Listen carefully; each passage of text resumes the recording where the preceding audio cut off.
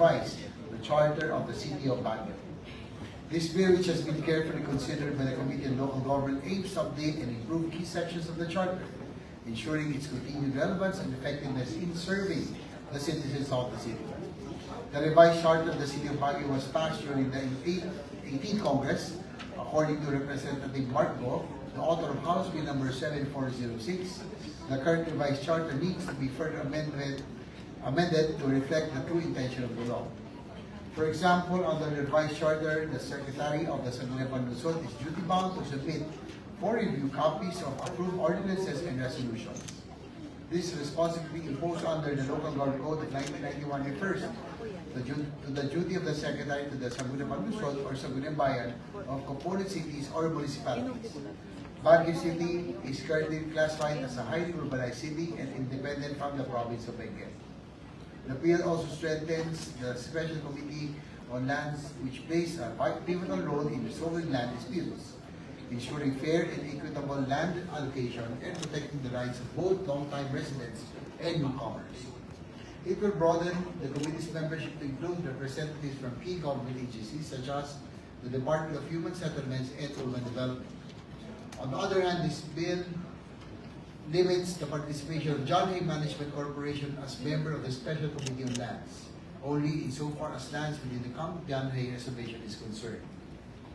Through our consultation with the Baguio City Council and other stakeholders, the committee recommends in its report some amendments which will further clarify the intention of the law.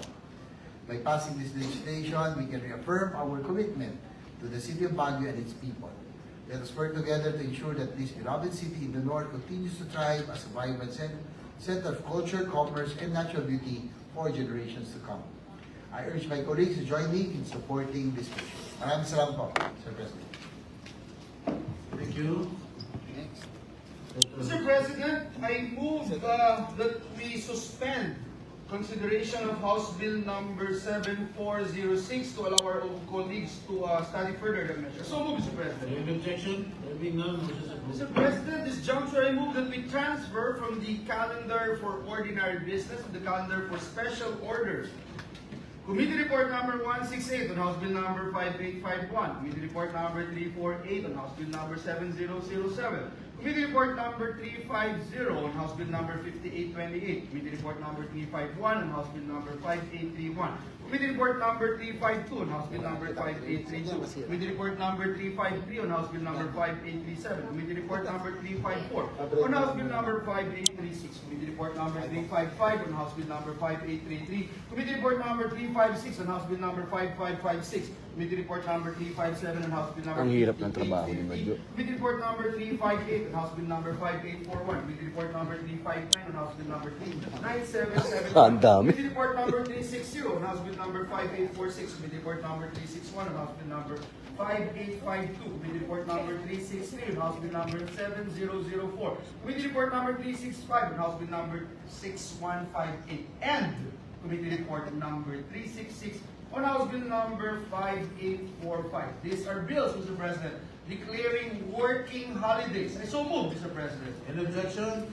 There being none, the motion is approved. Mr. President, I move that we consider the aforementioned House bills. I so move, Mr. President. Any objection? There being none, the motion is approved. The Secretary is directed to read only the title of the bills without further of inserting into the record the whole text thereof. House Bill number 5851, Valenzuela Foundation Anniversary, 7047, Fiesta Alegría de Isabela,